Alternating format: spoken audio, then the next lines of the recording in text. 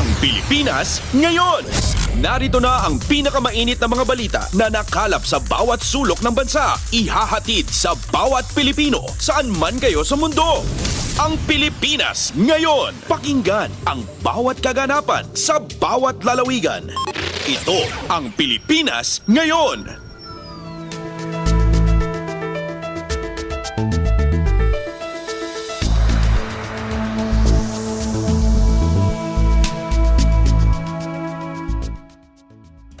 Magandang araw Pilipinas at sa mga Pilipinong naabot ng shortwave frequencies ng Radyo Pilipinas World Service.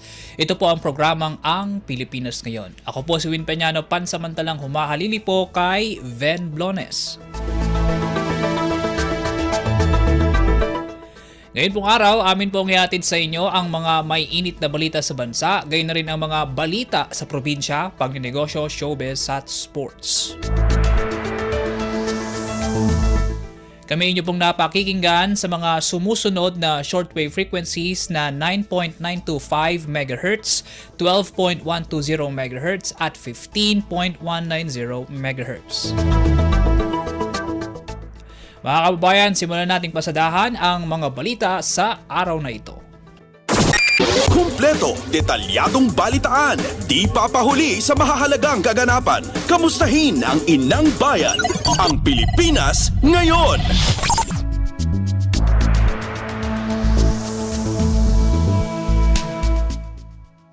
Una sa ating mga balita, pinaunahan ni Pangulong Ferdinand R. Marcos Jr. ang pagbubukas ng ikalimang State Conference ng United Nations Convention Against Corruption o UNCAC Implementation and Review. Nakaangkla sa temang pagpapatibay ng kultura ng integridad sa bagong Pilipinas, ang komperensya ay naglalayong pagsabasamahin ang mga anti-corruption advocate at integrity stakeholders para sa pagbibigay ng mga napapanahong ulat hinggil sa mga hakbangin para masawata ang korupsyon sa tatlong sangay ng pamahalaan at sa mga konstitusyonal na komisyon. Salig din ang pagtitipon sa pagiging partido ng Pilipinas sa UNCAC at pagtalima nito sa mga obligasyon ng tratado. Ating pakinggan ang kabuang talumpati ni Pangulong Ferdinand R. Marcos Jr. sa pangunguna nito sa pagbubukas ng ika-5 State Conference ng United Nations Convention Against Corruption o UNCAC Implementation and Review sa Malacanang. On November 6, 2006, the Philippines ratified the United Nations Convention Against Corruption, or UNCAC. On that day, our country made a bold commitment to fight corruption not just within our borders, but alongside a global community of nations. Almost 2 decades later, it is an honor and a privilege for the Philippines to host the 5th State Conference on the United Nations Convention Against Corruption, Implementation and Review. This gathering is made more meaningful for our country as we set the course for a bagong Pilipinas, where truth is our strongest currency and integrity is a cornerstone of our national identity. In 2014, we institutionalized the Integrity Management Program, or IMP, providing a clear anti-corruption framework. It served as a tool to enhance both individual and systems integrity across the bureaucracy. However, a decade into its execution, several challenges persist and prove to be unexpectedly complex. Gaps in implementation, evolving political climates, and systemic vulnerabilities remind us that the war against corruption is far from over. With this conference's theme, Pagpapatibay ng Kultura ng Integridad sa Bagong Pilipinas, we are called to go beyond implementing policies and protocols and to look deep into our core values to strengthen the culture of integrity. We must shift away from merely enforcing compliance with laws, rules, and regulations to steering our people towards the practice of integrity in their daily lives. Integrity that is rooted in katapatan, malasakit, pakikipagkapwa, and bayanihan. These need to be reinforced and sustained. This is the kind of transformation that we envision, which guides not only our systems of governance, but our behaviors as citizens of this bagong Pilipinas. Yet we all know that lofty ideals will not suffice. People expect results. and results demand action. To build a government founded on integrity and accountability, we must adopt comprehensive and interconnected strategies. We are combating corruption using a two-pronged strategy. First, we streamline and digitalize processes that avenues for corruption become nil. At the forefront of this strategy is our initiatives like the Government PH application and e-marketplace, which transform how government services are delivered. To further strengthen our digitalization efforts, I signed the new Government Procurement Act earlier this year. It establishes standardized electronic bidding and payment systems, amongst others, through the enhanced Philippine Government Electronic Procurement System. This shall be used by procuring entities, suppliers, manufacturers, distributors, contractors, consultants, and service providers to further increase efficiency, improve compliance, minimize the risk of corruption, reduce paper usage, and create a more detailed audit trail. The integration of data analytics with the procurement process facilitates informed decision-making by procuring entities and the identification of suspicious, fraudulent, and non-competitive practices. This will in turn provide transparency and proactive government monitoring, thereby ensuring judicious government spending. By streamlining and digitalizing processes, we are improving the efficiency and fostering trust and accountability between government and the public. Complementing this is our second strategy of empowering the people to participate in good governance.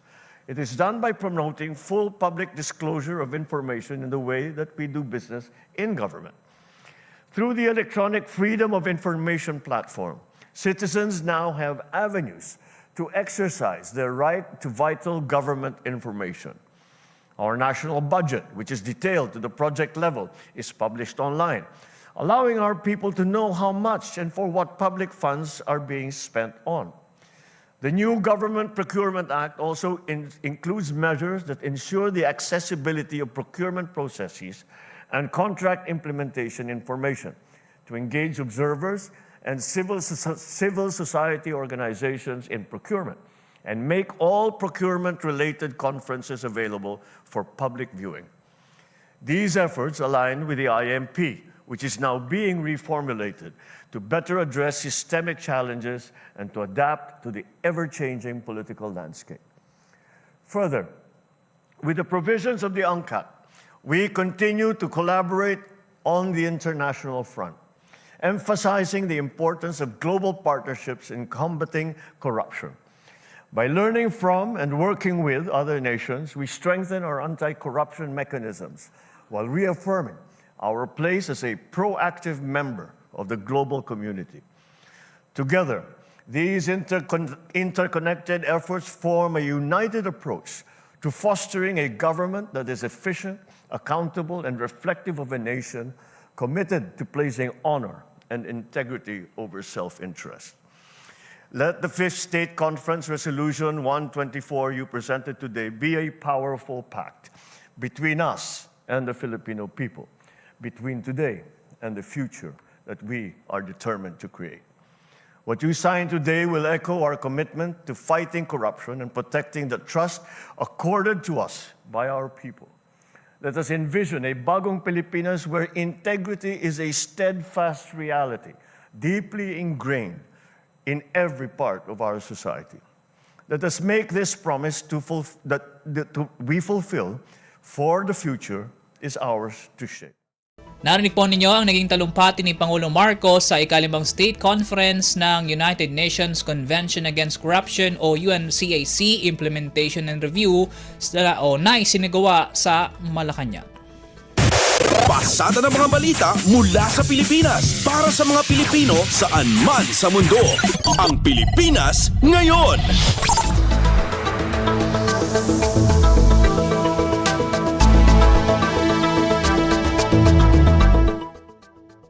Sa iba pang balita, ipinaubayan ni Pangulong Ferdinand R. Marcos Jr. sa sandatahang lakas ng Pilipinas ang ulat na pagpasok ng isang Russian attack submarine sa West Philippine Sea. Ayon kay Pangulong Marcos, nakababahala ang anumang panghihimasok sa teritoryo ng Pilipinas ng walang pahintulot. All of that's very concerning. Any intrusion into the West Philippine Sea of our EEZ or of our baselines is very worrisome. Si Pangulong Ferdinand R. Marcos Jr.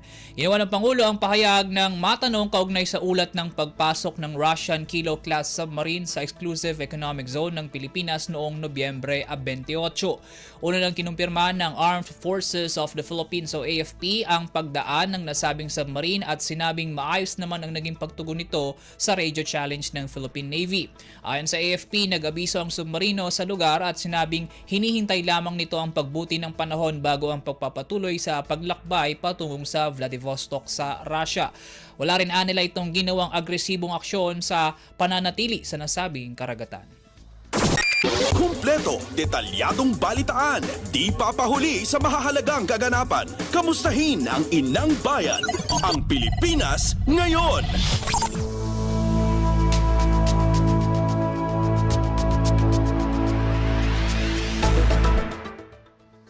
Sa kaugnay na balita, National Security Council naniniwalang walang anumang pakay ang namataang attack submarine ng Russia sa Exclusive Economic Zone ng Pilipinas kamakailan.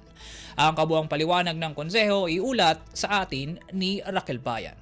Naniniwala ang National Security Council na walang ibang pakay ang namataang Russian attack submarine sa Exclusive Economic Zone ng Pilipinas nitong ika-28 ng Nobyembre bagkus ay dumadaan lamang ito pabalik ng kanilang naval base. Sa Bagong Pilipinas ngayon, ipinaliwanag ni NSC Assistant Director General Jonathan Malaya na sa high seas ng EEZ ng bansa nakita ang submarine. Ibig sabihin, kahit sino ay maaaring dumaan sa lugar at ina-exercise lamang nito ang kanilang karapatan para sa freedom of navigation. Ganito rin naman anya ang iiral sa regulasyon kung ang barko ng Pilipinas ang madaan sa high sea na sakop ng EEZ ng ibang bansa. Sa ilalim rin kasi anya ng Philippine Maritime Zones Law, ang karapatan ng Pilipinas sa EEZ nito ay nakatuon sa usapin ng economic at natural resources. Mula sa Malacanang, ito si Raquel Bayan para sa Radyo Pilipinas.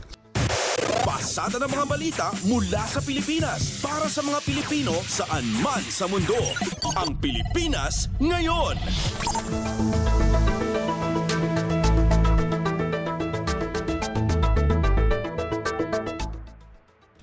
Iginiit ni Senator Joel Villanueva na kinakailangan na ng heightened vigilance sa pagtitiyak ng seguridad ng ating territorial waters.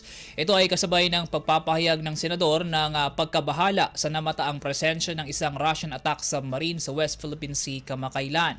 Binigyan diin ni Villanueva na dapat tayong manatiling alerto, nagkakaisa at proactive sa pagdepensa ng ating pambansang interes kasabay ng pagtataguyod pa rin ng diplomatic efforts para mapanatili ang kapayapaan at estabilidad sa rehiyon. Sinabi rin ni Villanueva at ni Senate Majority Leader Francis Tolentino na makatutulong ang bagong batas na Maritime Zones at Archipelagic Sea Lanes Laws ng Pilipinas para magsilbing legal tools ng ating bansa sa pag-iit at pagprotekta sa soberanya sa ating karagatan.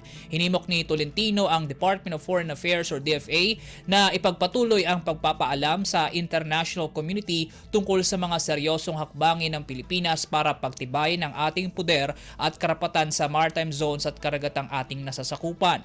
Pinasalamatan at pinuri rin ng mga mambabatas ang ating Philippine Coast Guard at Philippine Navy sa walang patid nilang commitment bilang tagapagbantay ng karagatan at sa pagtitiyak ng kaligtasan at seguridad ng maritime territory ng Pilipinas. Kumpleto, detalyadong balitaan, di papahuli sa mahahalagang kaganapan. Kamustahin ang inang bayan, ang Pilipinas ngayon.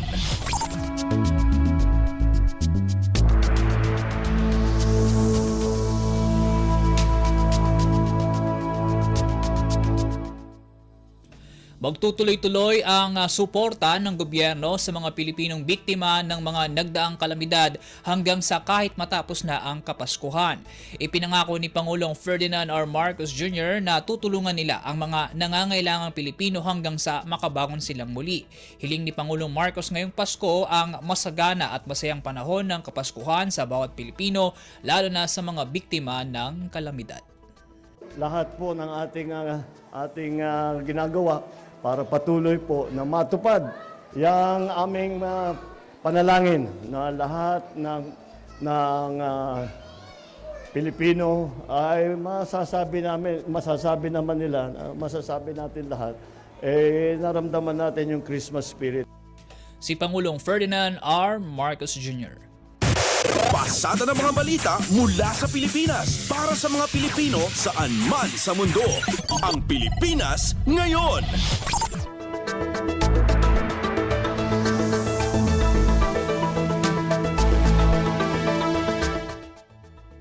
Binigyang diin ni Pangulong Ferdinand R. Marcos Jr. na gagawin ng pamahalaan ng lahat ng pamamaraan para maging masaya ang Pasko ng mga Pilipino sa gitna ng mga hamon sa mundo at sa bansa.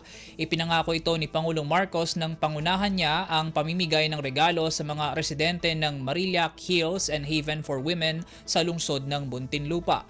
Ayon sa Pangulo, nais niyang magkaroon ang mga Pilipino, lalo na ang mga batang naapektuhan ng mga nagdaang kalamidad, na maramdaman ang tunay na diwa ng Pasko.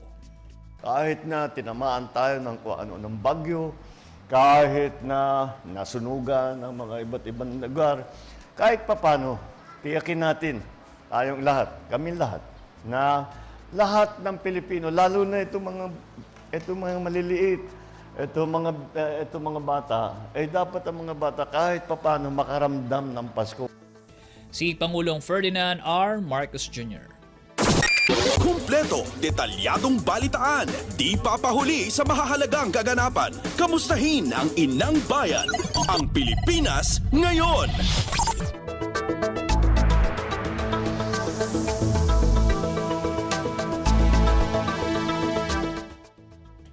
Isang mambabatas, itinutulak ang pagdedeklara sa taong 2024 hanggang 2030 bilang Climate Emergency Years. Mula Kamara de Representantes, nagbabalita si Kathleen Forbes. Itinutulak ngayon ni Albay Representative Joey Salceda na ideklara ang taong 2024 hanggang 2030 bilang Disaster and Climate Emergency Years. Sa kanyang House Resolution 2105, ipinunto ng mababatas na marami ng bansa ang nagdedeklara ng disaster and climate emergencies dahil sa tumataas sa temperatura na nauuwi sa environmental degradation, kalamidad, weather extremes, new normal, food at water insecurity, economic disruptions at iba pa. Tinukoy pa ng mababatas ang 2024 World Risk Report kung saan nangunguna pa rin ang Pilipinas sa mga bansa na may pinakamataas na disaster risk sa buong mundo. Katunayan, naramdaman pa nga anya natin kamakailan ang tinatawag na Parade of Tropical Cyclones o Train of Typhoons. Kasama sa panawagan ni Salceda ang paglalabas ng Presidential Proclamation para nga sa deklarasyon ng Disaster and Climate Emergency Years. Hinikayat din na bumuo at magpasa ng mga legislasyon para tugunan ang disaster at climate emergency, kasama na ang mabilis na recovery at rehabilitation efforts, pagtatatag ng Department of Disaster Resilience at iba pa na may kinalaman sa pagtugon sa climate change. Ito si Kathleen Forbes para sa Radyo Pilipinas. Pasada ng mga balita mula sa Pilipinas para sa mga Pilipino saan man sa mundo. Ang Pilipinas ngayon.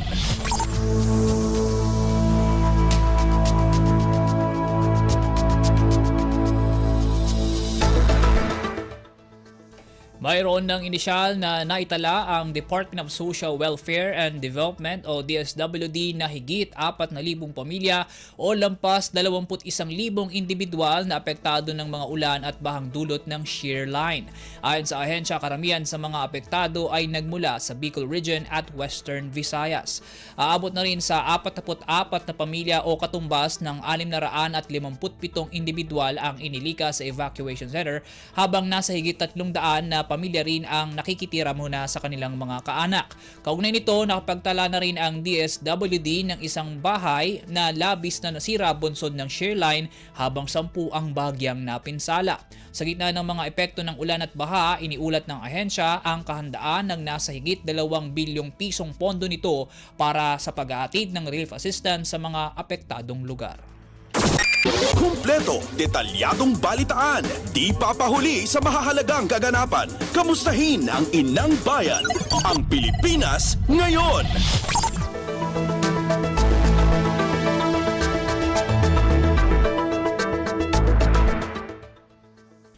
Philippine Institute of Volcanology and Seismology o PHIVOLCS patuloy na pinag-iingat ang mga residenteng malapit sa Bulkang Taal.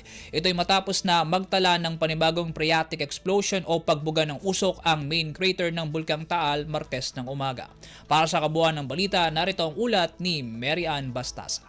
Patuloy ang paalala ng PHIVOLCS sa publiko, partikular ang mga nakatira malapit sa Bulkang Taal, na manatiling nakaalerto at sumunod sa abiso ng lokal na pamahalaan. Kasunod ito ng isa ng mga phreatic o pagbiga ng usok o steam na naitala mula sa main crater ng Bulkang Taal kaninang umaga. Ayon sa PHIVOLCS, naganap ang pagsabog kaninang 5:58 ng umaga at nagresulta nga sa isang plume na umabot sa taas na 2,800 metro. Sa 8 AM bulletin naman ng PHIVOLCS, nagkaroon din ng Bulkang Taal ng 2 volcanic tremor sa nakalipas na 24 oras.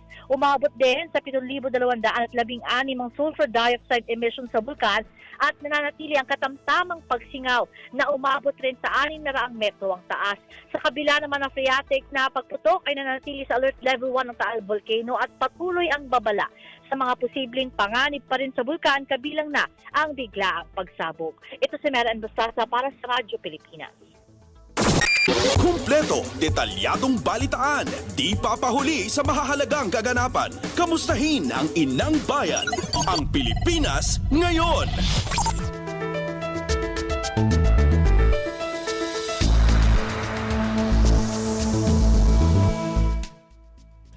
Umaasa ang Department of Agriculture, Philippine Rice Research Institute o DA-PhilRice na makapag-issue na si Pangulong Ferdinand R. Marcos Jr. ng isang Executive Order o EO para hikayatin ang lahat ng ahensya ng pamahalaan na magkaroon ng opsyon na half-cup rice.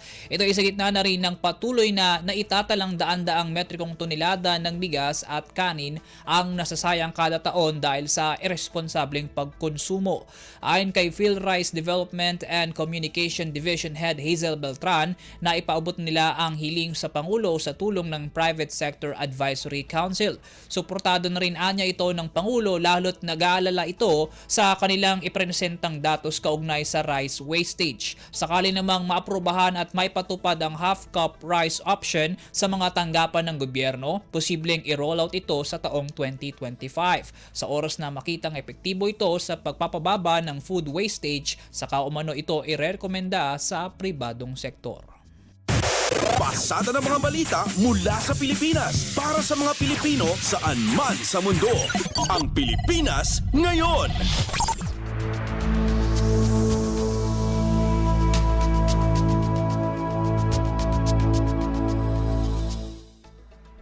Kulang na ang panahon ng Kongreso para sa isinusulong ng ilan na impeachment complaint laban kay Vice President Sara Duterte.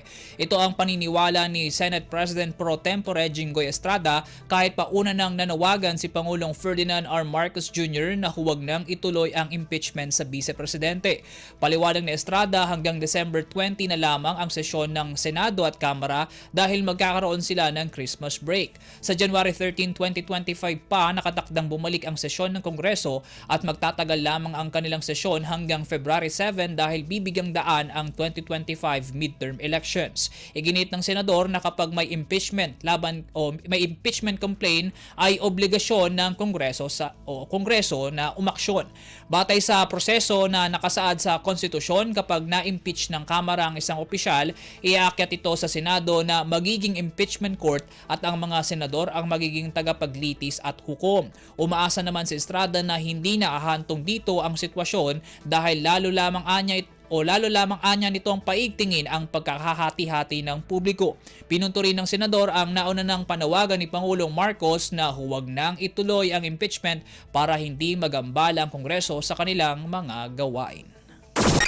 Kumpleto, detalyadong balitaan, di papahuli sa mahahalagang kaganapan. Kamustahin ang inang bayan, ang Pilipinas ngayon.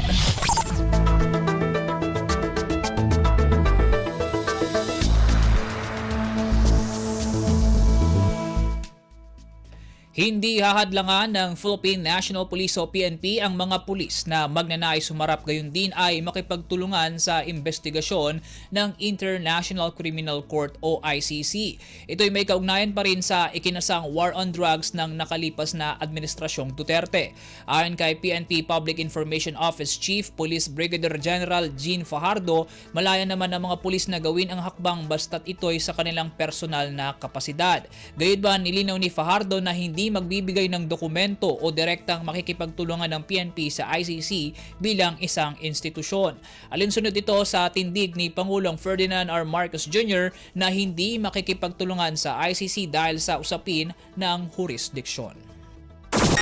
Kumpleto, detalyadong balitaan, di papahuli sa mahahalagang kaganapan. Kamustahin ang inang bayan, ang Pilipinas ngayon.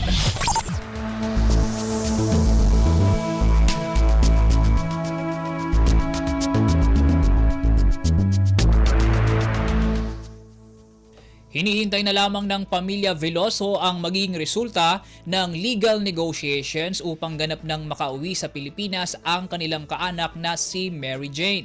Ito ang inihayag ng Department of Migrant Workers o DMW matapos makauwi na sa bansa ang kapatid ni Mary Jane na si Marites Veloso na nabiktima ng pang-aabuso sa Saudi Arabia.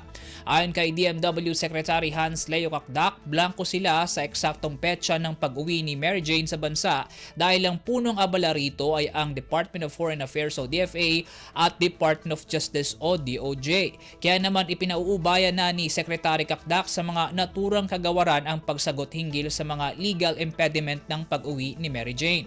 Sa kasalukuyan, ani Kakdak, nakatutok sila sa pagbibigay ng tulong sa pamilya Veloso, lalo't isa rin sa kanilang miyembro ang naging biktima ng pang-aabuso sa ibayong dagat. Pasada ng mga balita mula sa Pilipinas para sa mga Pilipino saan man sa mundo. Ang Pilipinas ngayon.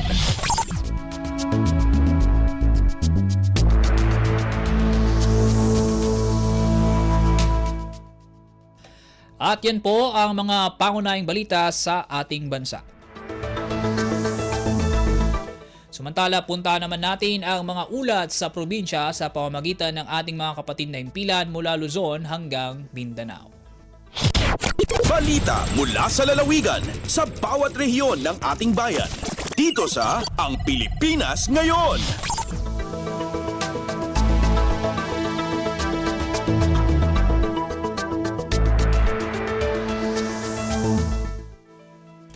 Sa ating unang ulat mula probinsya, mga botante sa bayan ng Sarat sa lalawigan ng Ilocos Norte, pinuri ang bagong automated counting machine o ACM sa nationwide roadshow ng Commission on Elections o COMELEC.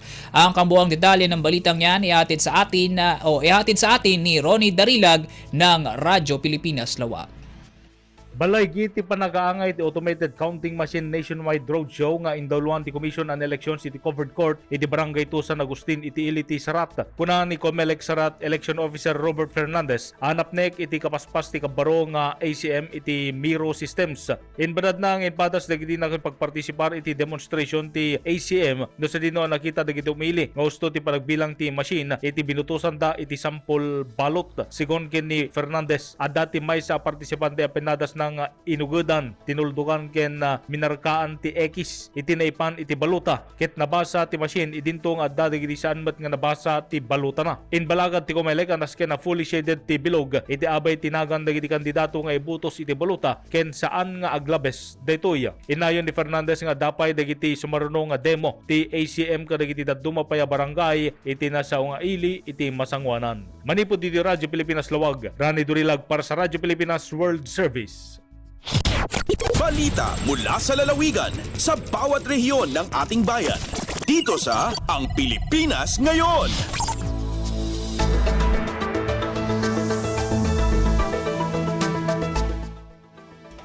Salamat Rani. Samantala mula Ilocos Norte, balik naman tayo sa La Union. Roadshow para sa bagong automated counting machines o ACMs na gagamitin sa 2025 national and local elections sinimulan na ng Commission on Elections o COMELEC Region 1. Para sa detalye ng balita, may report si Albert Kawile ng Radyo Pilipinas Agoo. Inrugi ti Commission on Elections Region 1 ti Regional Automated Counting Machine Roadshow kas panagsagana para iti May 2025 national and local elections iti Lunes, Disyembre 2. Panggap tinasawang aktibidad ang masurwan ti publiko ken stakeholders kadagiti baro a features ti ACM tapno masigurado ti transparent ken epesyente a proseso ti eleksyon. Naisa yang kat ti kick-off event iti COMELEC Regional Office sa San Fernando City, La Union at tinabunuan dagiti pannakabagi manipod kadagiti ahensya ti gobyerno ken kameng ti media. Amang dayaw iti ganwat kas may sa adak kalangadang iti pannakamoderno ti sistema ti eleksyon. Kas tamat lang tinaangay iti nadumaduma nga LGU iti unag ti rehiyon sigon kin ni Regional Director Noli Pipo anang idaulo iti regional kick-off. Agtultuloy iti ACM Roadshow kadagiti sumarunupay alawas ang makadanon iti adadupay a komunidad ken stakeholders tapno masigurado tinasaknap a panakamo ken panagsagana para iti 2025 elections. Sigon iti COMELEC napatag ti roadshow saan lang iti technical a panagsagana no di pay ket iti panangitandudo iti transparency, accountability ken edukasyon dagiti botante ken iti panangsalwad ti integridad ti proseso ti eleksyon. Manipod RP Agoo, Albert Kawile para ti Radyo Pilipinas World Service. Balita mula sa lalawigan sa bawat rehiyon ng ating bayan. Dito sa Ang Pilipinas Ngayon.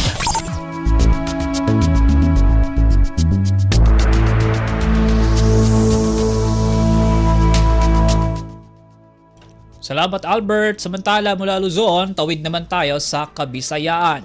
Ekonomiya ng Eastern Samar lumago ng 8.1% noong 2023 ayon sa Philippine Statistics Authority o PSA. Para sa kabuuan ng balita, narito si Pen Pumida ng Radyo Pilipinas, Borongan. Kinusog ang ekonomiya ng Eastern Samar han 2023 nga daha 8.1%, tikang han 6.9% han tuig 2022. Pinakapaspas nga pag-umento kung ikukumparahan nga tanan nga mga probinsya hariyon 8. Iniin kapartihan gin report ni Chief Statistical Specialist han BSA Eastern Samar Ronnie Bahado hagin dumara nga 2023 Provincial Product Accounts PPA Dissemination Forum November 28 ha Melindas Resort, Borongan City. Sumalakan Bahado ang pagkusughan ekonomiya ni Eastern Samar amoy nagresultan pagkataasan gross domestic product nga daha 36.72% ang 2023 mas taas ang 2022 nga 33.98 billion pesos. Samtang ha 36.72 billion pesos nga GDP han Eastern Samar 56% hini intikang ha services sector, 31.6% ang industry sector, samtang ang pinakaguti ang share ang agriculture, forestry ug fishing na abot lahing 12.4%. Ang panguna nga nagduso han pagkusog han industry sector and construction, sinundan han agriculture, forestry ug fishing, wholesale and retail trade, repair of motor vehicles, motorcycle, ngan an edukasyon. Tikang ha RP Borongan, inihipen Pumida para ha Radyo Pilipinas World Service. Balita mula sa lalawigan sa bawat rehiyon ng ating bayan. Dito sa Ang Pilipinas Ngayon.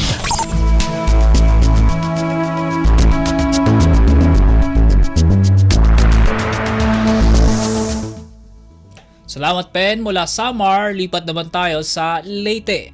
Iba't ibang ayuda mula sa pamahalaan natatanggap pa rin ng mga taga Southern Leyte.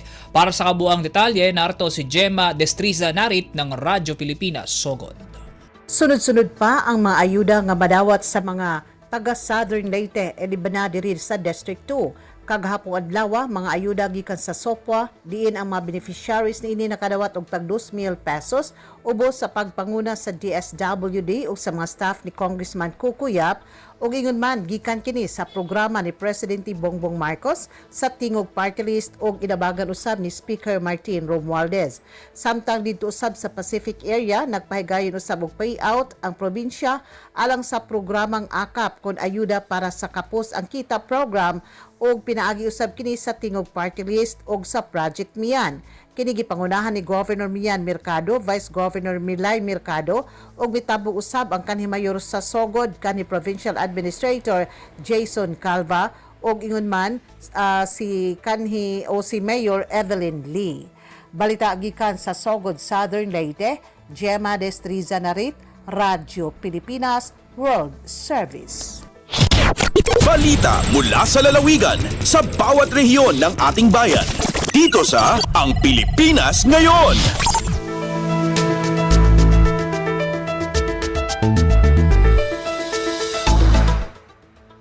Salamat Gemma. Samantala mula Visayas, lipad naman tayo sa Mindanao. Milo Marathon matagumpay na idinao sa lungsod ng Cagayan de Oro. Mula Radyo Pilipinas Cagayan de Oro, narito ang ulat ni Kokoy Medina. Malampuson nga gipahigayon sa dakbayan sa Cagayan de Oro ang Milo Marathon na kagahapong adlaw, Disyembre 1, ning kasamtangang tuig diina makasasayon kini human nga kini ang pinakaunang higayon nga ang dakbayan mao'y nag-host sa National Finals sa Milo Marathon. Ang 2024 Milo Marathon Finals unang gihimo sa Mindanao diin gitambungan kini sa libuan ka mga runners gikan sa Luzon, Visayas ug Mindanao. Adunay upat ka kategorya ang maong marathon nga mao ang 5 kilometers, 10 kilometers, 15 kilometers ug 21 kilometers.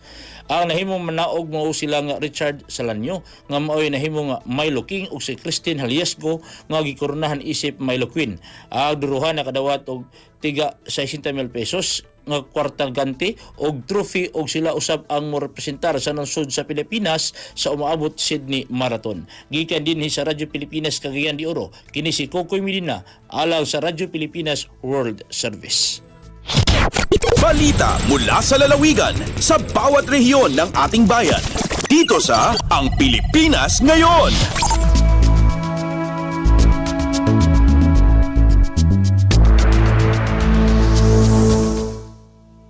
Salamat Kokoy. Mula CDO, balikwas naman tayo sa Zamboanga. Department of Tourism o DOT Region 9 nagsagawa ng Tourism Wellness Program para sa mga senior citizen sa lungsod ng Zamboanga. Mula Radyo Pilipinas Zamboanga, narito ang ulat ni Justin Bulanon.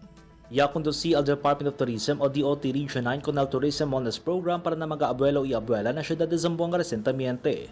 Talkansa na mas de 80 senior citizens na barangay Bolong ila pwede receive con el servicio ya dali esta ba naman siya ng ahensya. Objeto del programa del DOT9 dali access ng mga senior citizen el mga serbisyo na salud estaba ng mga eksperto healthcare provider del syudad. Parte con ese serbisyo el asistensya medikal, dental check-up y delida del utility aids, como wheelchair, baston y walker para na mag-abuelo y abuela. Y tiene buen éxito este programa junto con el diferente mga ahensya del gobierno, Department of Health, Oficina de Salud y Barangay Unit del Bolong na esta syudad. Desde la ciudad de Zamboanga, este si Justin Bulanon para na Radyo Pilipinas World Service.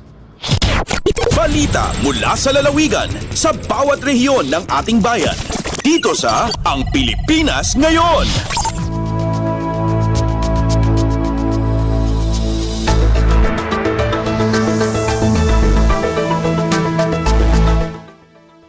Salamat Justin. Mula Zamboanga, dayo naman tayo sa Iligan. Paskuhan sa Iligan 2024, opisyal nang sinimulan sa lungsod. Mula Radyo Pilipinas Iligan, narito ang balitang dala ni Alwidad Bashir. Opisyal nga gisugdan sa lokal nga kagamhanan sa Iligan ug gatusan nga mga Iliganon ang tibok buwan nga selebrasyon sa Paskuhan sa Iligan 2024 kagabi sa Public Plaza sa Dakbayan. Usa kaing grande nga programa ang gipahigayon sa wala pa ang pagpasiga sa giant Christmas tree inubanan sa fireworks display. Diin ang mga bata ug tigulang nalipay sa pagsaksi sa nasangkit nga mga aktibidad. Ang laing-laing mga buhatan sa LGU Iligan sa laing bahin nakigtigi sa ilang gitahasan nga mga representante sa mga sangka na nag-angkla sa tema sa Paskuhan sa Iligan 2024 ang Magical Lights. Nagkalain-lain nga mga departamento ang nag-indigay kung kinsa ang makadaog sa best icon sa mga partisipante. Gipakita sa tanang partisipante ang ilang talento sa pagdisenyo sa ilang tagsa-tagsa nga costume. Samtang sa pakikinabi sa Radyo Pilipinas Iligan sa mga mitambo sa nasangkit nga aktibidad, di kapugngan ang ilang kalipay tungod kay talagsaon ng suga sa Iligan 2024, dili lang ang public plaza ang hayag sa dakbayan. Apil na ang nagkalain-laing establishmento og dakong pampublikong lugar, lakip na niini dakong mga taytayan paingon og gikan sa Iligan. Mula sa Radyo Pilipinas Iligan, Alwidad Bashir para sa Radyo Pilipinas World Service. Balita mula sa lalawigan sa bawat rehiyon ng ating bayan. Dito sa Ang Pilipinas Ngayon.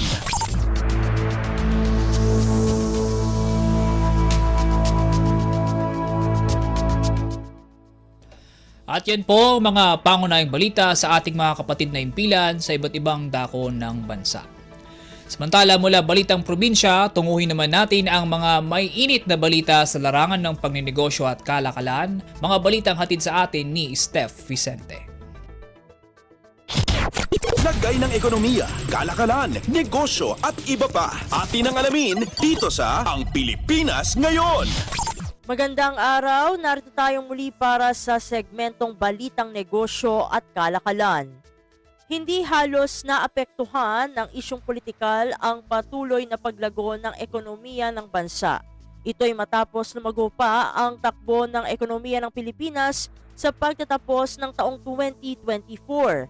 Ayon sa Department of Budget and Management o DBM, mula Enero hanggang Setyembre ngayong taon, umabot na sa 1.142 trillion pesos ang infrastructure spending ng bansa, mas mataas ng 11.9% kesa sa 1.021 trillion pesos na naitala sa kaparehong panahon noong 2023 at 41.42% na mas mataas kumpara sa 807 billion pesos na infrastructure spending noong 2021. Higit din na mas mataas ito kaysa sa January to September infrastructure spending noong 2020 na nasa 595 billion pesos, 2021 na mayroong 807.5 billion pesos at 2022 na nasa 911.6 billion pesos. Ang halagang ito ay katumbas na ng 75.6% ng kabuuang alokasyon para sa infrastructure spending na nasa 1.510 trillion pesos ngayong taon. Una nang binigyang diin ni DBM Secretary Amenah Pangandaman ng bansa ay on track sa pagkamit ng growth targets nito na 5.6% na infrastructure spending sa ilalim ng medium-term fiscal framework. Lagay ng ekonomiya, kalakalan, negosyo at iba pa. Atin ang alamin dito sa Ang Pilipinas Ngayon. Sa iba pang mga balita, positibo naman si Energy Secretary Rafael Rotilla na malaki ang maiambag ng naging Memorandum of Understanding o MOU ng ating bansa sa United Arab Emirates o UAE para sa pagpapalakas ng ugnayan ng dalawang bansa sa sektor ng enerhiya. Aniya, isang malaking kapakinabangan ito lalo na't isa ang naturang bansa sa may pinakamalaking pinagkukunan ng enerhiya sa buong mundo. Dagdag pa ng kalihim kabilang sa naturang MOU ay ang joint cooperation mula sa renewable energy, liquefied natural gas power generation transmission at energy conservation and efficiency at joint cooperation sa nuclear energy. Sa huli, muli namang siniguro ng DOE na malaki ang maging kapakinabangan nito sa ating bansa at mas mararamdaman ito ng bawat mamamayang Pilipino. Lagay ng ekonomiya, kalakalan, negosyo at iba pa. Atin ang alamin dito sa Ang Pilipinas Ngayon. At sa pagtatapos ng ating segmento, hindi muna matatalakay ang wage increase sa mga manggagawa sa Region 5 ngayong December 2024. Ito ay matapos hilingin ng grupo ng mga manggagawa sa Bicol Region bilang tulong sa mga employers na naapektuhan ng magkakasunod na bagyo. Ayon kay Labor Secretary Bienvenido Laguesma, pansamantalang hindi matatalakay ang wage increase habang bumabangon ang mga Bicolano mula sa epekto ng kalamidad. Pero ito ay pansamantala lamang dahil posibleng bumalik na rin sa mga susunod na buwan sa pagtalakay ang Regional Wage Tripartite and Productivity Board para sa wage increase. Hindi naman nagbigay ng detalye ang kalihim kung magkano ang posibleng matatalakay na dagdag sweldo dahil ito ay dadaan pa sa pag-aaral ng Wage Board. Lagay ng ekonomiya, kalakalan, negosyo at iba pa. Atin ang alamin dito sa Ang Pilipinas Ngayon. At dito na nagtatapos ang ating segmentong Balitang Negosyo at Kalakalan para sa Radyo Pilipinas World Service. Ito si Steph Vicente. Muli, magandang araw. Lagay ng ekonomiya, kalakalan, negosyo at iba pa. Atin ang alamin dito sa Ang Pilipinas Ngayon.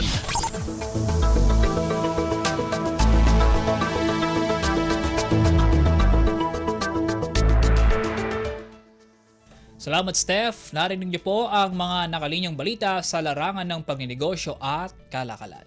Samantala, alamin naman natin ang mga may init na balita sa larangan ng palakasan mula sa ulat ni Leo Magpayo. Updates at pinakahuling mga usapin sa mundo ng palakasan.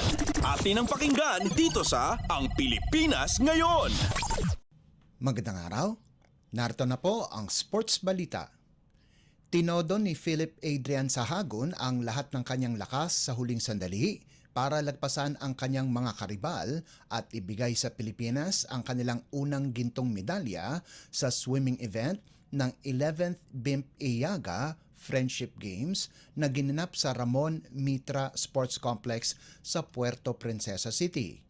Ang 21 anyos na si Sahagun na rinerepresenta ang Team A ng Pilipinas ay nakapagrehistro ng 2 minutes and 13.52 seconds kahibla lang ng buhok na mas mabilis kumpara kay Hidayah Tula Aril ng Indonesia na nagtapos sa oras na 2 minutes and 13.83 seconds para kunin ang boys 200-meter individual medley title habang isa pang Pinoy na si Rodolfo Apilado III ang nakakuha ng bronze medal.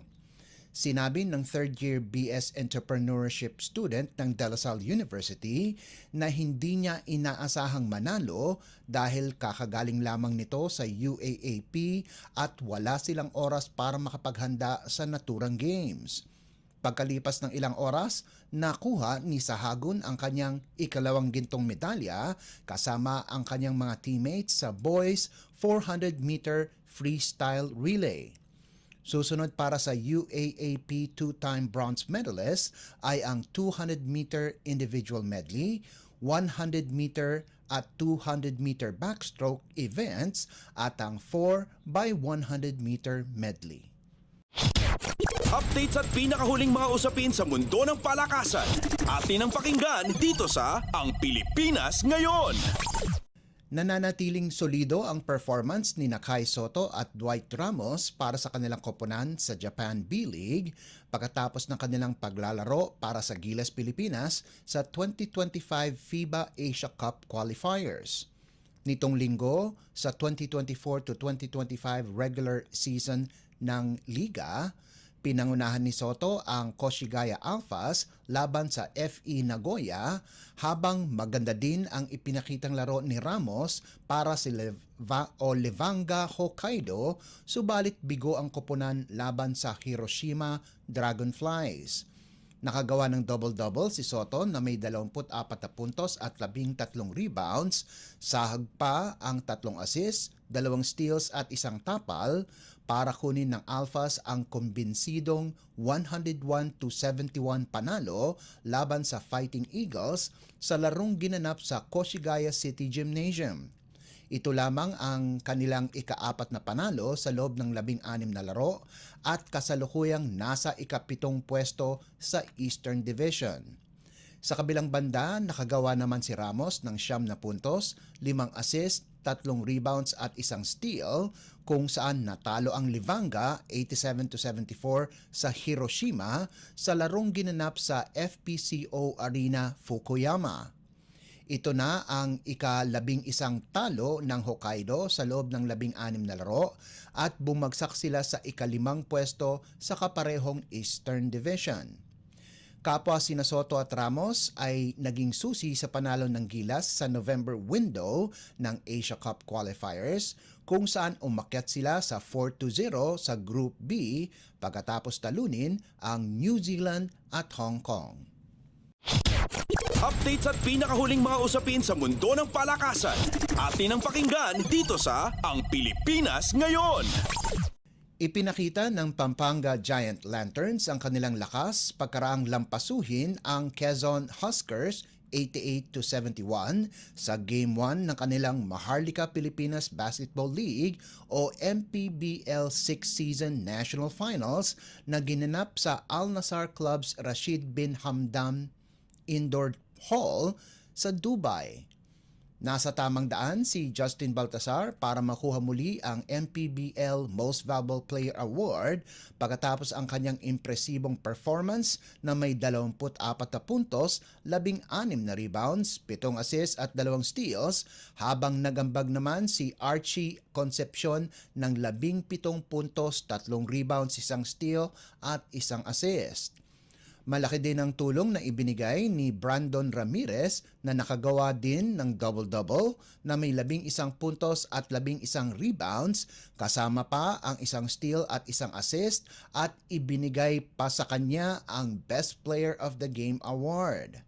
Si Rodel Gravera lamang ang may magandang laro para sa Huskers, kung saan nagtapos ito ng may 20 puntos, 3 rebounds, 2 assists at 1 steal. Gaganapin ang Game 2 na kanilang Best of 5 series itong Martes.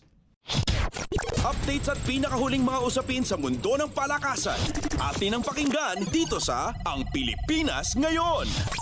At yan ang pinakahuling balita sa larangan ng palakasan. Para sa Radyo Pilipinas World Service, ito po si Leo Magpayo. Magandang araw. Updates at pinakahuling mga usapin sa mundo ng palakasan. Atin ang pakinggan dito sa Ang Pilipinas Ngayon.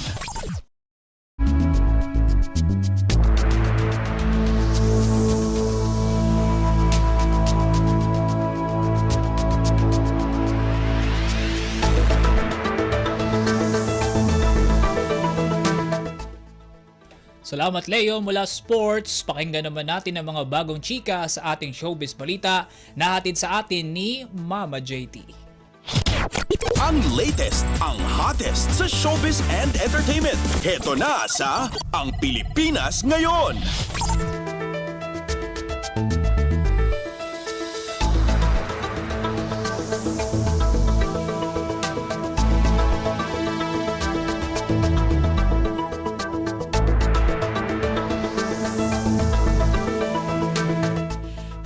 Hello! Magandang araw sa ating mga chismoso at chismosang nag-aabang ng mga trending na balita sa mundo ng showbiz. Ito na ang ratsyada ng ating mga chika!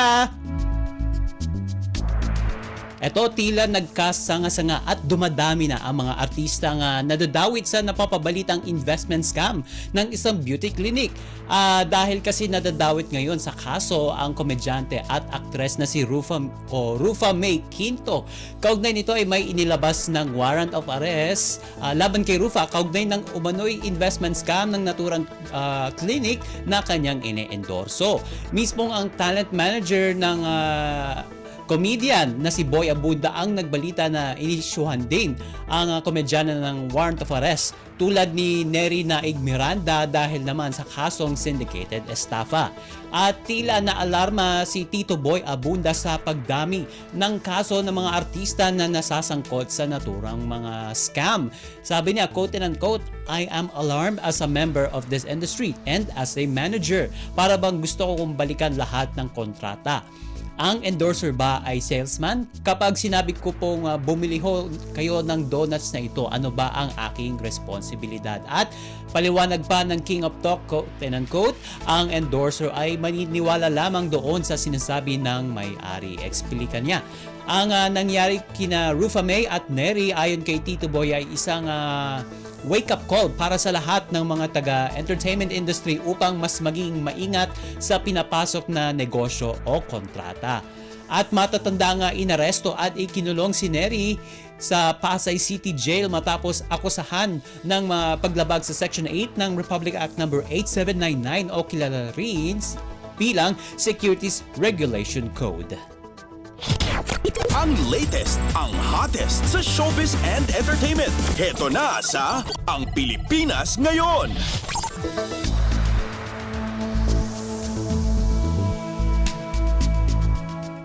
At sa iba pa nating chika for today, sa unang pagkakataon ay magsasama sa isang acting project sina Bossing Vic Soto at Piolo Pascual para sa Metro Manila Film Festival 2024 entry nilang The Kingdom. Pinuri naman ni Piolo si Bossing Vic bilang co-star ng pelikulang yon at nagkwento ito tungkol sa naging working experience niya doon sa iconic TV host at sa comedian. Sabi niya, quote and quote, I've always been a fan. Kapag nakikita ko siya, para akong nangarap. It was like living my dreams, you know. Ang makasama ko ang isang Vic Soto. Yan yung panimulan niyang paglalarawan na kay Vic Soto sa isinagawang media ko noong November 29. At tila hindi makapaniwala si Piolo nang matanong ito kung kumusta si Vic bilang katrabaho at bilang tao. Kwento niya, quote and quote, hindi tayo matatapos dyan. Sobra akong fan ni Bossing. Bata pa lang ako, pinapanood ko na all his films, his TV shows. It's very surreal for me until now, and it's such a privilege to see firsthand the kind of person that he's on and off cam. Totoo ang sinasabi ng mga tao. Simpatiko, napakabait sa set, sabi ni Piolo. Kaya naman, ngayon pa lang ay nakaabang na ang kanilang mga fans sa pagpapalabas ng kanilang pelikula sa ika-50 edisyon ng MMFF ngayong taon. Ang latest, ang hottest sa showbiz and entertainment. Heto na sa Ang Pilipinas Ngayon. At sa uli natin, chika, for today, looking forward ang basketball star na si Kobe Paras na makasama ngayong holiday season ang kanyang pamilya. At hiling kasi ni Kobe na makasama niya ngayong Pasko at bagong taon ang kanyang pamilya at iba pang mahal sa buhay. Ayon kay Kobe, wishing and hoping siya na makasama ang kanyang mga magulang, pero kung hindi siya o hindi sila mabibigyan ng chance na magkaroon ng reunion, baka raw si Kylene Alcantara ang makasama niya ngayong Pasko. Kwento pa ng basketball star kung sakaling sila ng Kapuso actress ang magkasama sa pag-celebrate ng Kapaskuhan, sana ay makain daw nito ang mga dishes na lulutuin ni Kylene. Pero ang sabi dyan ni Kylene, hindi raw siya marunong magluto, ngunit susubukan daw niyang magluto ng ilang mga putahe para kay Kobe. At ilang linggo na ang nakakaraan ng kinumpirma ng basketball player sa isang interview na nasa dating stage sila ngayon ni Kylene. Pero naniniwala ang kanilang fans at supporters na matagal na silang magkarelasyon at magjowa base sa mga inilalabas na mga litrato at video nila sa social media. Ang latest, ang hottest sa showbiz and entertainment. Heto na sa Ang Pilipinas Ngayon.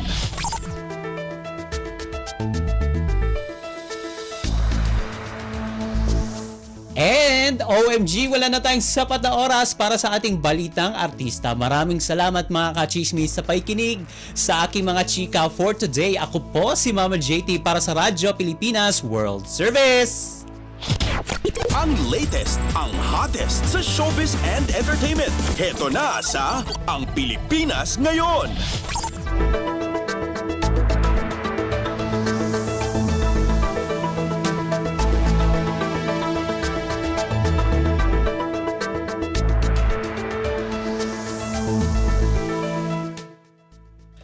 Salamat JT o salamat Mama JT para sa ating showbiz balita ngayong araw. Mga kababayan, sumapit na po tayo sa pagtatapos ng ating palatuntunan sa araw na ito. Pero bago po tayo tuluyang mamaalam, pasalamatan muna natin ang ating mga nakasama sa pagbabalita, sa balitang negosyo at kalakalan ni Steph Vicente, balitang sports sa pamamagitan ni Leo Magpayo, kay Mama JT para sa balitang artista, sa mga nakasama nating reporter na nagulat mula Luzon hanggang Mindanao, sa production side sa pangunguna ni Jerome Toledo at Jay Arevalo, sa ating mga kasama sa master control na sina Milo Susan Aison at Anthony Pimentel, sa mga kaibigan natin sa Tinang Tarlac at sa aming station manager na si Ginoong Ray Sampang. Sumayin niyo po ang mga may init na balita sa araw na ito. Sa ngalan po ni Ven Blones, ako po si Win Peñano, naway manatili po tayong malusog at ligtas at pagpalain po tayong lahat. At yan ang Pilipinas Ngayon. Muling samahan si Ven Blones sa parehong oras at alamin ang pinakahuling mga kaganapan at balita saan man kayo naroon. Ang Pilipinas Ngayon!